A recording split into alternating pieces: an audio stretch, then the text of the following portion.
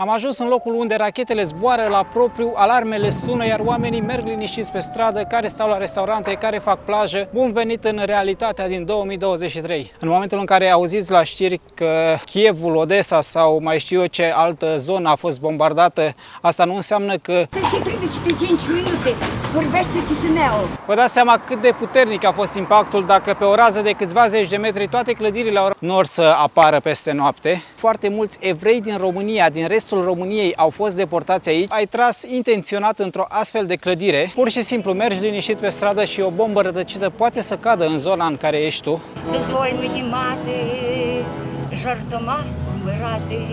Salutare prieteni și bine ați revenit! Bine ați venit în Odessa după un drum cu trenul care a durat numai puțin de 9 ore. Am ajuns în sfârșit pe malul Mării Negre. Nu vom rămâne foarte mult timp în acest oraș pentru că aici, în momentul de față, situația este puțin delicată, o să vedeți asta, dar am ținut ca pe parcursul incursiunii mele în Ucraina să ajungem și în Odessa, să ajungem și în acest oraș, pentru că, din punctul meu de vedere, merită văzut. 1945. Priviți cât de impunător este acest monument. Obeliscul a fost construit în anul 1984. În acest clip vom lua orașul la pas pentru a vedea care este situația, cum merg lucrurile în 2023, mai avem puțin și se termină vara.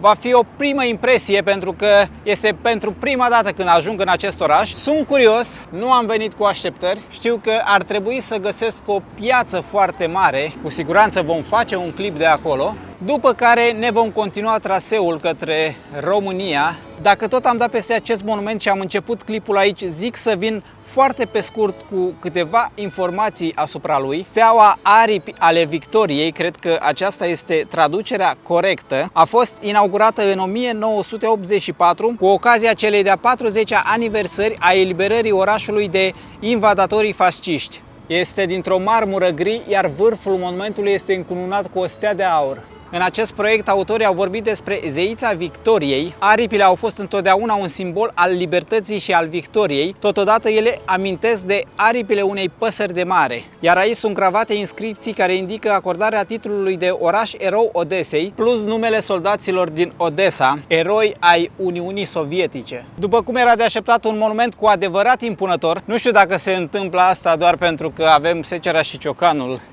acolo jos. Bineînțeles, nu scrie nimic în limba engleză aici. Avem un domn care lucrează. Foarte îngrijit, foarte frumos. Avem și două ancore.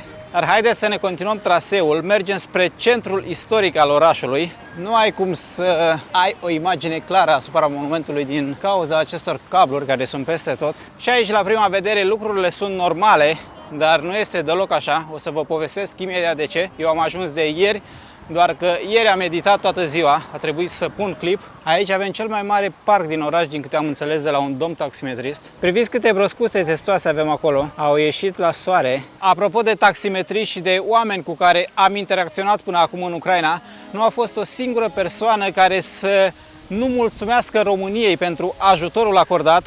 De fiecare dată când le spuneam că sunt din România, îmi mulțumeau și mulțumeau României pentru tot ceea ce face pentru țara lor. Cu toate astea, știu că numărul de 6 milioane de persoane care au părăsit Ucraina pare mare, dar nu este mare în comparație cu populația Ucrainei și sunt foarte multe persoane care nu vor să părăsească țara, iar cei care au plecat, cei care au fost nevoiți să plece, sunt oameni din zonele grav afectate.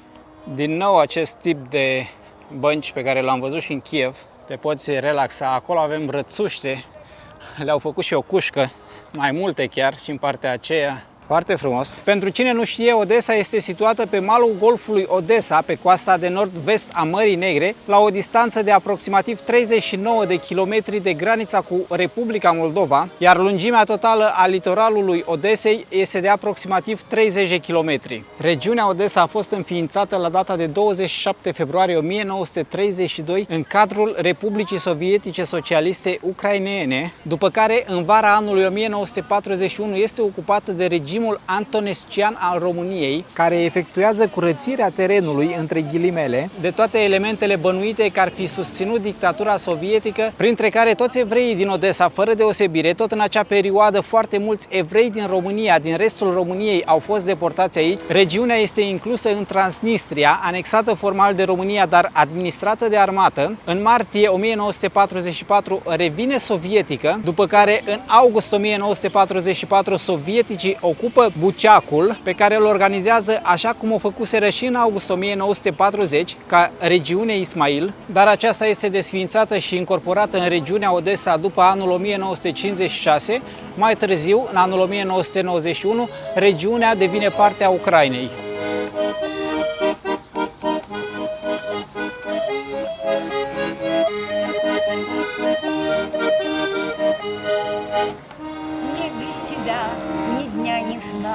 Где-то жалейка плачет, ты за любовь прости меня, я не могу иначе, я не боюсь обиды сон, речку обида канет, в небе любви такой простор, сердце мое не канет, ты заболеешь, я приду. Foarte multe magazine în această zonă, toată strada este plină cu magazine de lux chiar. Este al treilea oraș și municipiu ca populație din Ucraina, are aproximativ 1 milion de locuitori și un important port maritim și nod de transport situat în sud-vestul țării. Orașul este de asemenea centrul administrativ al raionului Odessa și al oblastului Odessa, precum și un centru cultural multietnic. Aici, pe data de 14 iunie, 3 persoane au murit și alte 13 au fost rănite într-un atac cu rachete lansat de forțele rusești asupra portului Odessa. Aceasta este clădirea. Stați să vedeți cum arată din față. După cum bine se poate observa, toate geamurile sunt sparte, aproape toate geamurile, și nu numai. De fapt, în acel moment au mai avut loc alte 3 atacuri în regiunea Donetsk, din estul Ucrainei. Cele 3 persoane care și-au pierdut viața se aflau într-un depozit al unei rețele de magazine care a fost cuprins de flăcări în timpul atacului. Mai pe scurt, oamenii erau la muncă. Acolo este partea unde a lovit obuzul. Conform autorităților, aici au fost distruse, afectate un centru de afaceri, o instituție educațională, un complex rezidențial, localuri alimentare și mai multe magazine. Aici avem o mașină care se afla în parcare în momentul respectiv. A ars complet. Vă dați seama cât de puternic a fost impactul dacă pe o rază de câțiva zeci de metri toate clădirile au rămas fără ferestre. Lângă avem un McDonald's care a fost și el afectat. Peste drum o altă clădire serios afectată. Avem și un spital în zonă. Priviți cum arată. Acolo avem o altă activitate care a fost închisă temporar, iar proprietarul pur și simplu și-a baricadat clădirea. Cam așa se vede de aici. Lumina nu este foarte bună pentru că la această oră avem soarele în față, dar se înțelege. În spate avem o altă clădire rezidențială care are foarte multe geamuri sparte. Cred că persoanele de acolo au fost evacuate. Nu știu dacă mai locuiește cineva în momentul de față. Nu cred că mai locuiește cineva pentru că după un asemenea eveniment nu știu dacă mai poți dormi liniștit noaptea în această zonă. Acum ne aflăm în spatele clădirii, priviți cum arată ferestrele de aici. Care au rezistat, care nu. Vă vine să credeți sau nu, dar oamenii încă locuiesc aici. Văd foarte multe persoane care deja renovează, au început să își refacă apartamentele. Greu de descris în cuvinte asemenea situații. Înțeleg, în această clădire existau mai multe afaceri, dar gândiți-vă dacă clădirea nu exista, iar racheta ajungea aici. Gândiți-vă care ar fi fost numărul victimelor în această situație, câte persoane nevinovate ar fi plătit pentru nebunia unor oameni. Imediat după, forțele aeriene ale Ucrainei au declarat că au distrus 3 rachete rusești și alte 9 drone în timpul acelui atac lansat de pe navele rusești din Marea Neagră. În această zonă se găsesc instituții importante, foarte bine apărate, pe care prefer să nu le arăt, nu vreau să le filmez. din mai multe motive. Nici nu cred că am voie în această situație. Posibil ca aceste instituții să fi fost ținta, nu știu, presupun doar, pentru că din punctul meu de vedere există 3 variante într-o asemenea situație. Ai greșit ținta, ori ai primit informațiile greșit cu privire la țintă, sau ai tras intenționat într-o astfel de clădire. Acum nu știu dacă o să aflăm vreodată ce s-a întâmplat și de ce armata rusă a luat la țintă această clădire. Cert este că în asemenea situații oameni nevinovați își pierd viața, din păcate. Ia previzi, ne-am depărtat foarte mult, am mers cred că 7-8 minute și am dat peste o altă clădire afectată, tot din zonă. Haideți să ne continuăm traseul și să explorăm în continuare orașul. Dar nu aveam cum să trec pe lângă așa ceva și să nu vă arăt și vouă. Știți că eu arăt orice văd. În rest, oamenii se comportă normal și accesul în acest parc este restricționat pentru autovehicole, pentru mașini. Am găsit și aici cărți. Foarte multe cărți până acolo în capăt.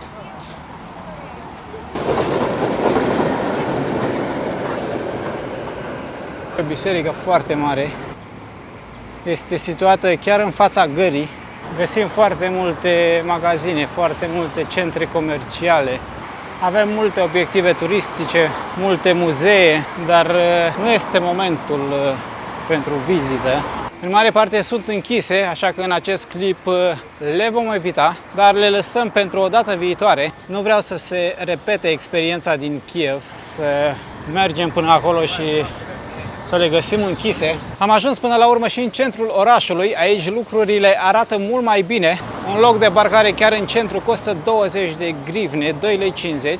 Și aici avem restaurante care și-au baricadat geamurile. Dacă tot am ajuns în centrul istoric, am să vin și cu câteva informații istorice cu privire la acest oraș. Iar acolo în capăt se vede marea.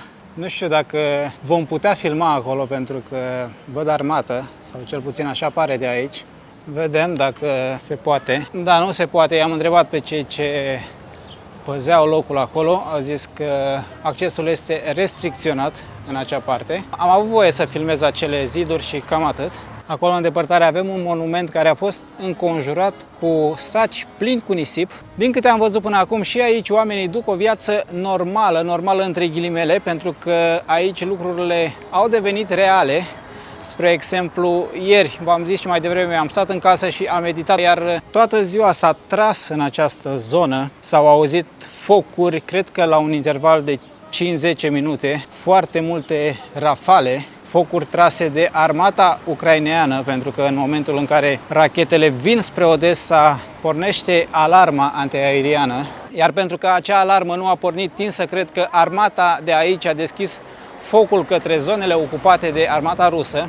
Pe lângă asta, aici alarma antiaeriană sună, am auzit-o în fiecare seară. Mai mult decât atât, primești mesaje și pe telefon, mesaje care îți spun să te duci într-un adăpost. Cât de interesant este stâlpul de susținere al acestui balcon. Din această zonă se vede foarte bine portul, doar că vă dați și voi seama, nu am cum să filmez, nu am cum să vă arăt nimic în acest moment. Orașul își datează succesul din secolul al XIX-lea, faptului că aici există un port cu apă caldă, așa că nu îngheață iarna, o caracteristică vitală în acea perioadă. În ultimii 200 de ani, faleza de aici a cunoscut câteva momente dramatice, de la războiul Crimeei până la plecarea în masă a evreilor, asta undeva la sfârșitul secolului al XIX-lea. Dar cu altă ocazie, acum nu se poate, este armată și în capătul celălalt. Dacă ar fi fost după mine, aș fi restricționat complet accesul pe această porțiune. Este o zonă mai înaltă de unde vezi aproape orice în port, pentru că în acest fel pot apărea scurgeri de informații mai pe înțelesul tuturor. În momentul în care te plimbi prin acea zonă, pe unde am fost eu mai devreme, vezi și lucruri pe care nu ar trebui să le vezi, practic.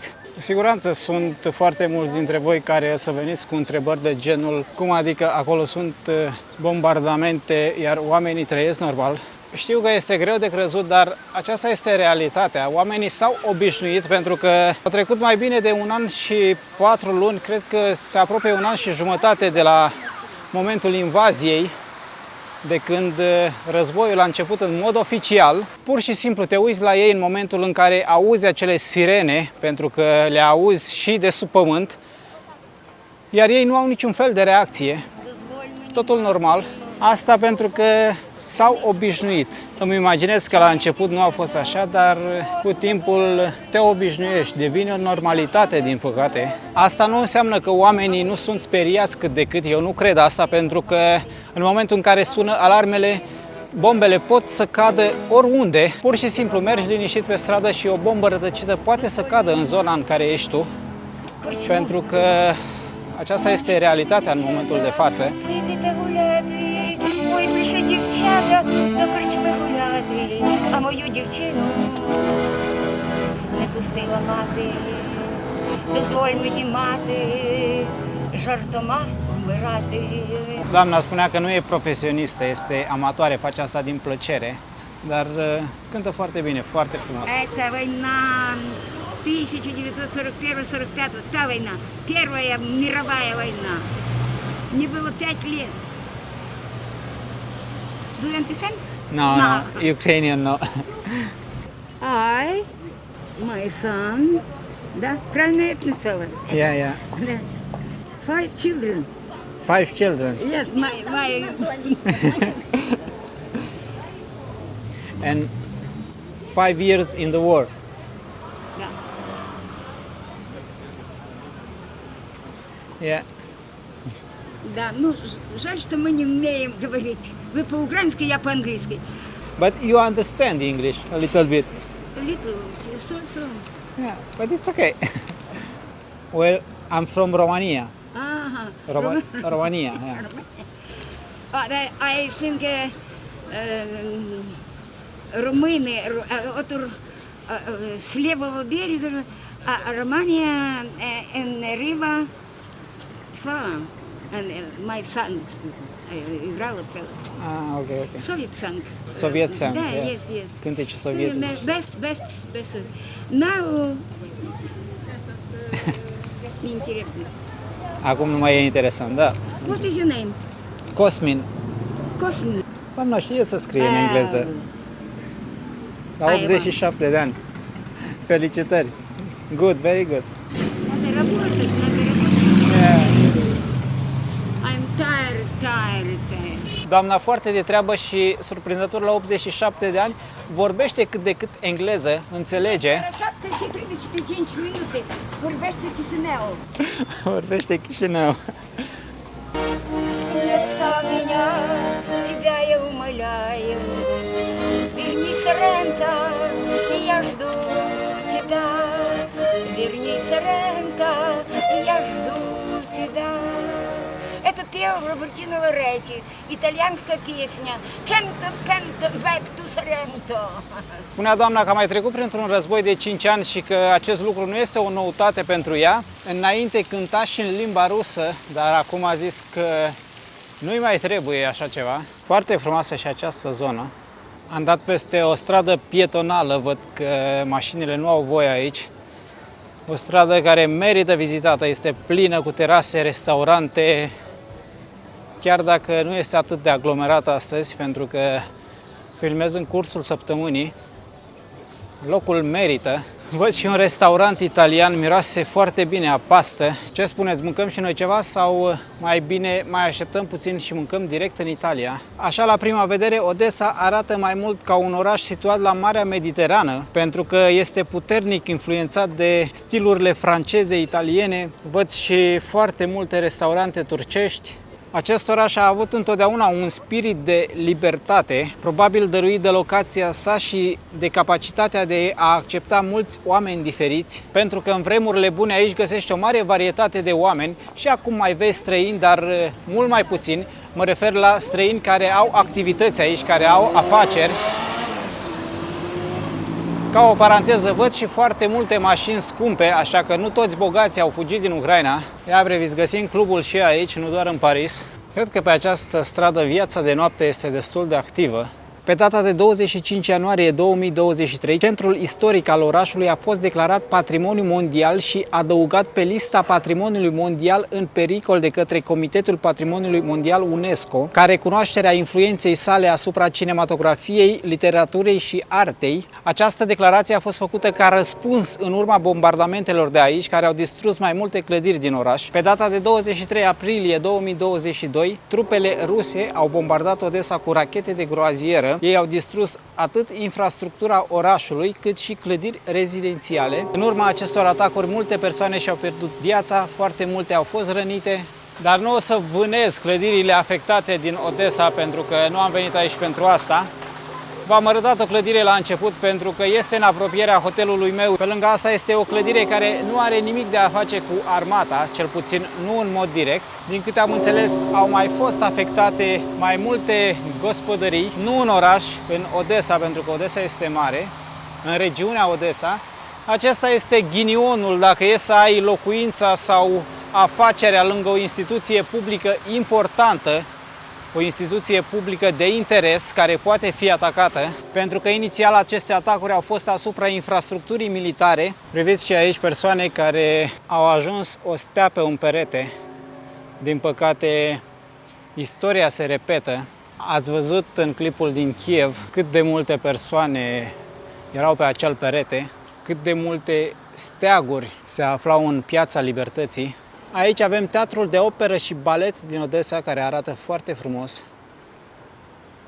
Câțiva studenți care tocmai au absolvit. Atenție la taximetriști și aici, același lucru, vor încerca să profite. Uber, Grab, ambele aplicații funcționează. Singura problemă este că o să găsești foarte greu mașină. Acum depinde și de locația în care ești cazat.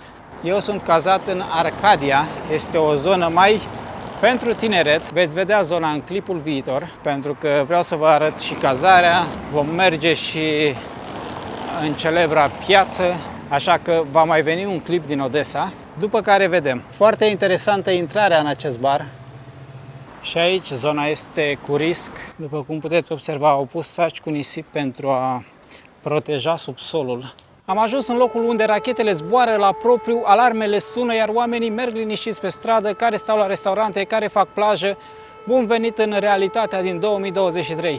Realitate care tinde să devină o normalitate, din păcate. Cum de se întâmplă asta? Am ajuns la concluzia că oamenii de aici au foarte mare încredere în armata ucraineană, altfel nu-mi explic, pentru că în momentul în care sună o astfel de alarmă, în teorie ar trebui să te adăpostești, dar nimeni, absolut nimeni, nu schițează niciun gest. Fiecare își continuă treaba sau ceea ce făcea înainte. Foarte multe persoane sunt la plajă, stau la plajă, care se distrează.